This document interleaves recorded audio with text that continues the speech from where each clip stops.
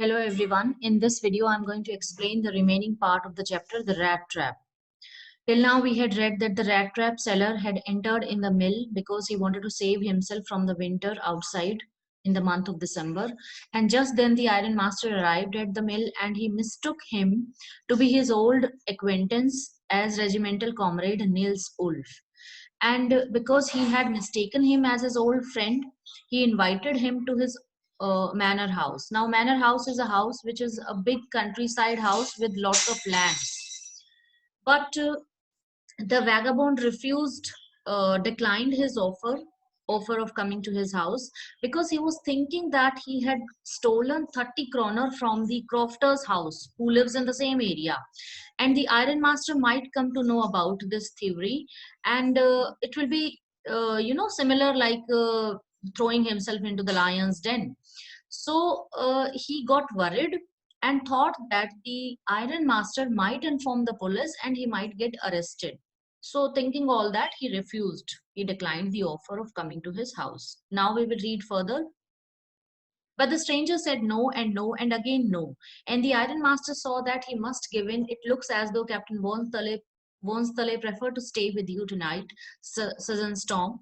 Now he is telling to the master blacksmith that he wants to stay with you. And turned on his heel. But he laughed to himself and as he went away, and the blacksmith who knew him understood very well that he had not said his last word. Now, blacksmith, when he said these words and turned away, blacksmith realized that he is definitely these was not the last word because he knew him. So maybe some more things to we can expect something will happen. It was not more than half an hour before they heard the sound of carriage wheels outside the forge and a new guest came in.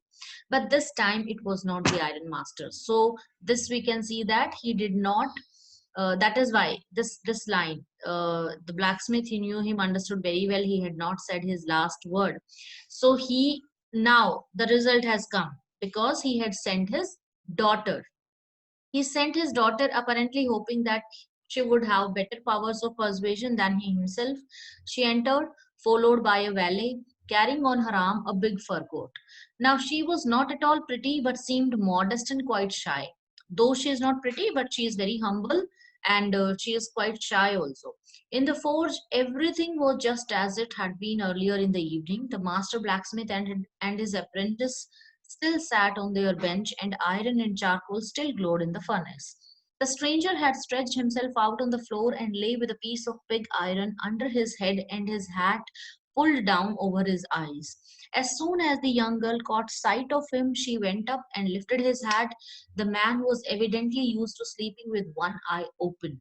He jumped up abruptly and seemed to be quite frightened. My name is Edla Wilmanson, said the young girl. My father came home and said that you wanted to sleep here in the forge tonight, and then I asked permission to come to bring you home to us. I'm so sorry, Captain, that you are having such a hard time. So here we can see that Edla Wilmanson has arrived in a carriage and she is offering him to go along with her to their house. And she can notice that he is quite afraid. Maybe he has stolen something or he has escaped from jail, and she is sorry at his plight, at his she is feeling pity at his condition, the condition he was in. And she's saying that I'm so sorry, Captain, that you are having a hard time. Please stay with us over Christmas Eve. She is offering him to come along with her to stay for the Christmas Eve. You will be allowed to leave us just as freely as you came. And the way she told him, it gave him her friendly manner and humble nature, gave him confidence, gave the rat trap peddler a confidence. And he's thinking, it never occurred to me that you would bother me with yourself, with me yourself. I'll come at once. So, seeing her humble nature, he uh, he took the offer to come to their house. She said this in such a friendly manner that the rat trap peddler must have felt confidence in her. It would never have occurred to me that you would bother with me yourself, miss, he said. I'll come at once. He accepted the fur coat which the valet handed him with a deep bow. threw it over his rags, and followed the young lady out to the carriage, without granting the astonished blacksmith so much as a glance. But while sorry yeah but while he was riding up to the manor house, he had evil forebodings. Now, still he have the sense that something might get wrong. So he had evil forebodings. Why the devil did I take that fellow's money? So he's thinking about that crofter's money only, which he had stolen. And he's scared that some consequences he might have to face because of whatever he did in past. He thought, now I'm sitting in the trap and will never get out of it. So, next slide. The next day was Christmas Eve, and when the Iron Master came into the dining room for breakfast, he probably thought with satisfaction of his old regimental comrade whom he had run across so unexpectedly. First of all, we must see to it that he gets a little flesh on his bones. Flesh on his bones means he was very weak, and because he must not have eaten something from days properly. So he is instructing, the Iron Master is instructing that he should get little flesh on his bones. He should get to eat something properly. He said to his daughter, who was busy at the table, and then we must see that he gets something else to do than to run around the country selling rat traps. And then he is thinking what to be done further with him. He must be given such a life so that he doesn't have to depend on selling rat traps. It's queer, it's strange that things have gone downhill with him as badly as that, said the daughter. Last night I did not think there was anything about him to show that he had once been an educated man. So he is quite astonished. He is finding it quite strange that such an educated man is living a life of vagabond, a tramp. You must have patience, my little girl, said the father. As soon as he gets clean and dressed up, you will see something different. Last night he was naturally embarrassed. The tramp manners will fall away from him with the tramp clothes. Just as he said this, the door opened and the stranger entered. Yes, now he was truly clean and well dressed. The valet had bathed him, cut his hair, and shaved him. Moreover, he was dressed in a good looking suit of clothes which belonged to the iron master. He wore a white shirt and a starched collar and whole shoes. Now here we can see that he's truly clean and well dressed, and the valet had bathed him, cut his hair, shaved him, and he was dressed in a good looking clothes of the iron master. Now, because he is clean shaven and everything is clear to the iron master, now he realizes that he must have made a mistake in identifying him, the rat trap seller. So now he realized that this is not Nils Ulf, but someone else. So now, but although his guest was now so well groomed, the Iron Master did not seem pleased. That is why he is not pleased, because he has identified him. He looked at him with puckered brow, and it was easy to understand that when he had seen the strange fellow in the uncertain reflection from the furnace, he might have made a mistake. But that now, when he stood there in broad daylight, it was impossible to mistake him for an old acquaintance. What does this mean? He thundered. The stranger made no attempt to dissimulate. Stranger means the rat trap seller. He did not make any attempt to pretend now, because see, earlier also he was not telling that yes, he is Nils Ulf. He did not say anything actually. He saw at once that the splendor had come to an end. So whatever luxury he was enjoying now, in because he was mistaken as the old acquaintance, and they had provided him all the luxury, all the life, the feast he was going to get, or the clothes, nice clothes he had got. This is going to come to an end. It is not my fault, sir, he said. I never pretended to be anything but a poor trader, and I pleaded and begged to be allowed to stay in the forge, but no harm has been done. At worst, I can put on my rags again and go away. Well, said the iron master, hesitating a little, it was not quite honest either. You must admit that, and I should not be surprised if the sheriff would like to have something to say in the matter. So now he is threatening him to call the chief executive officer of town.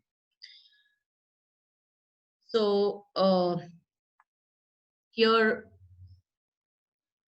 next passage, next paragraph. The tramp took a step forward and struck the table with a fist. Now I'm going to tell you, Mr. Ironmaster, how things are, he said. This whole world is nothing but a big rat trap. All the good things that are offered to you are nothing but cheese, rinds, and bits of pork set out to drag a poor fellow into trouble. And if the sheriff comes now and looks me up for this, then you, Mr. Ironmaster, must remember that a day may come when you yourself may want to get a big piece of pork, and then you will get caught in the trap. So here we can see that he is he banged on the table with his fist and giving a lecture, kind of speech, that the whole world is a big rat trap, and even you, he is telling to the iron master that even you might get caught in this trap of the world.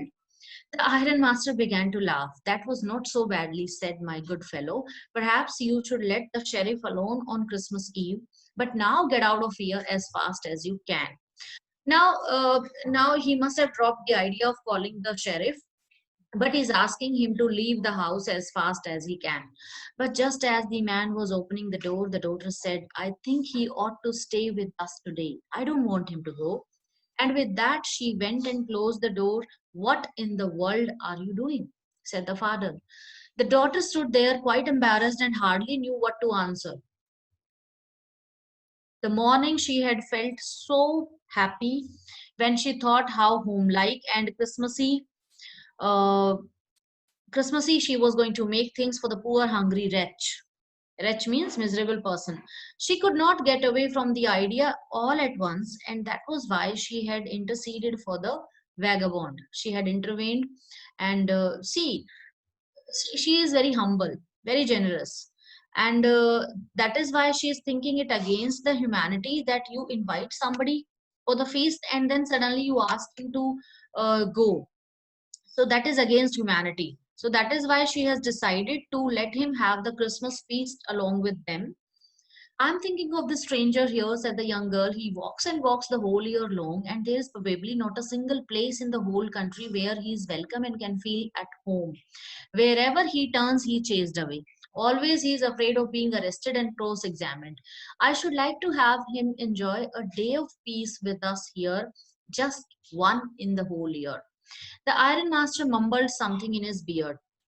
Now, she is she is telling that the whole year he is he goes here and there and he's always afraid of being arrested. He is not welcome anywhere.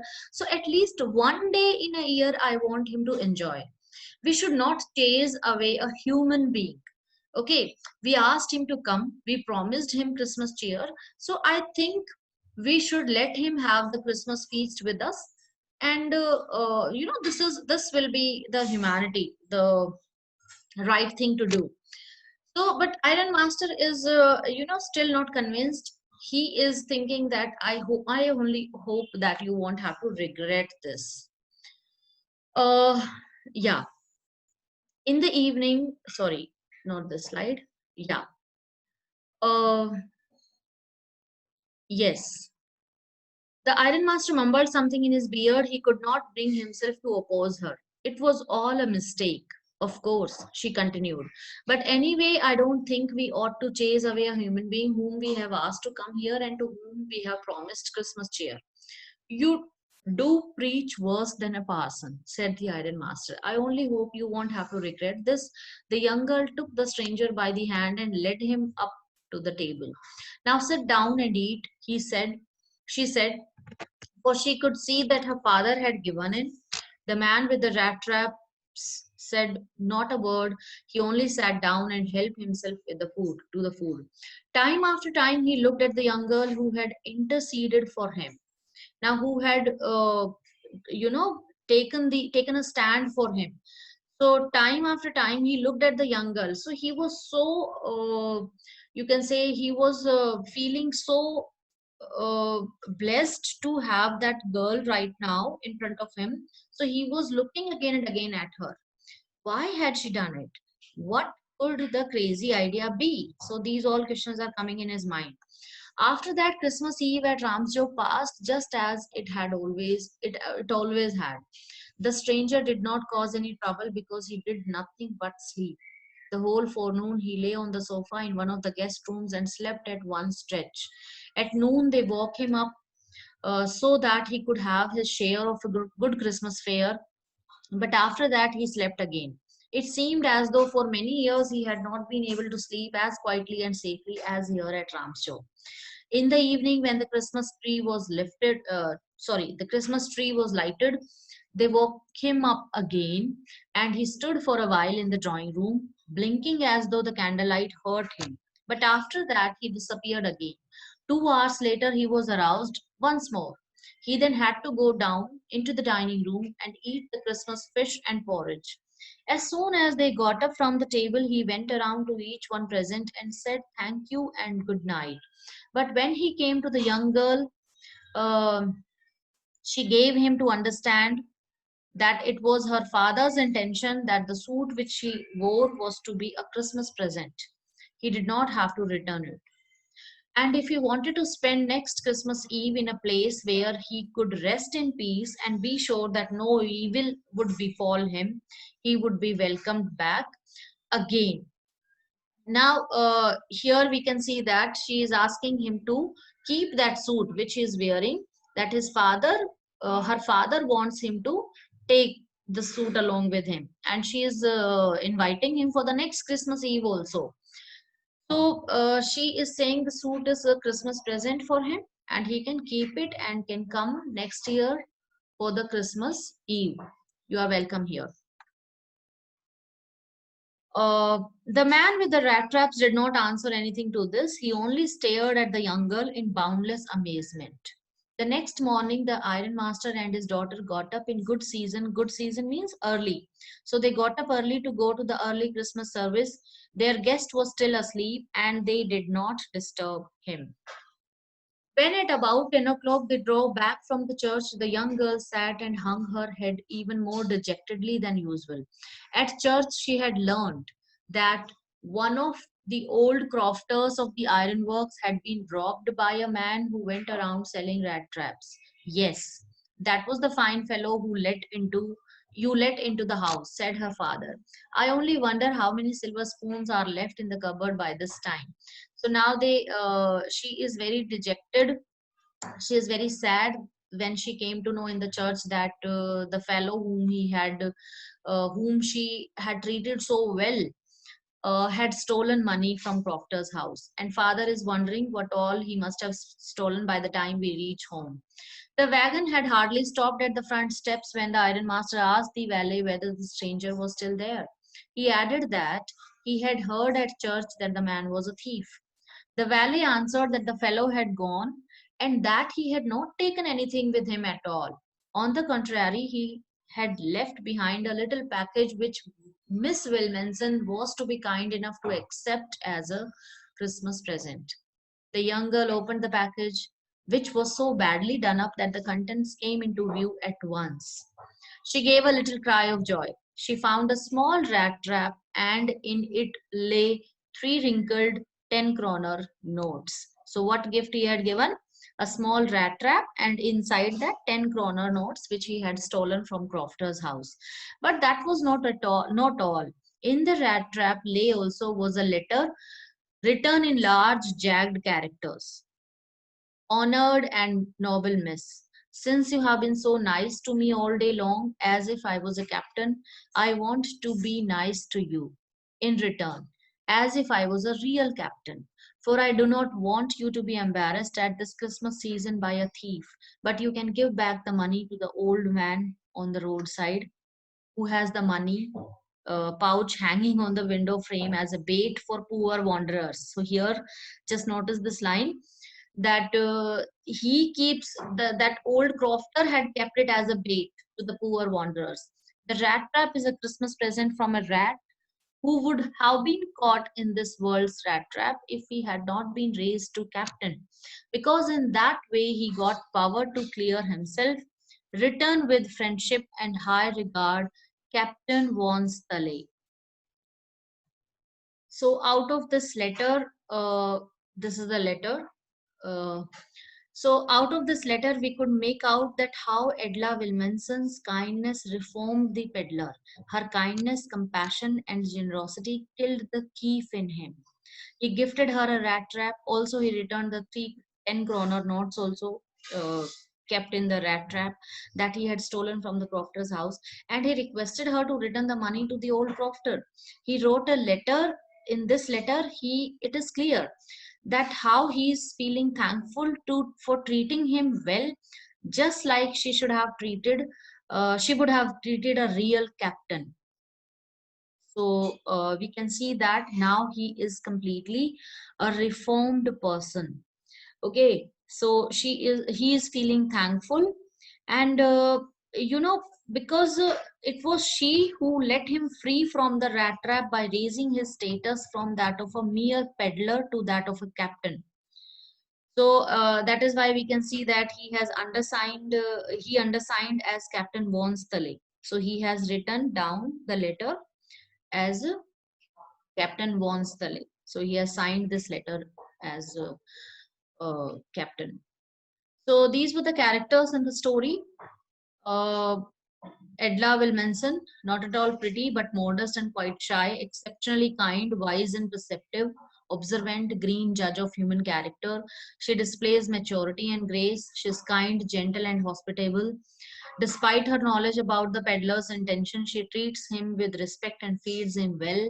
She feels it was unethical to send a guest away as she had been promised Christmas cheer, and he was able to rise to the level of captain, leaving his temptations aside just because he did not want to let her as well as himself down.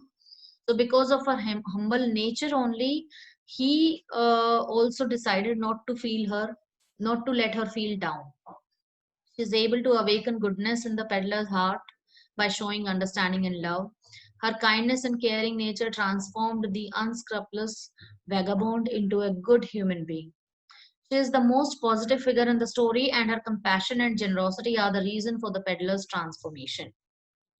Iron Master, he is rich, owner of a large iron factory named Ramsjo Iron Works.